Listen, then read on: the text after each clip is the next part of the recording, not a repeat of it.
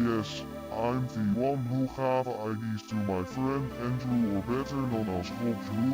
But anyway, Dale, what he was saying, we're sorry that this thing about the alarms will no longer be done, since these days people got bored of making fake alarms out of set leads, and putting disturbing sounds on them to make them sound frequent. As like Rob Drew and Iba are very busy with our layers and problems, he decided to do this for his channel, since mine is more abandoned than the ever a video game.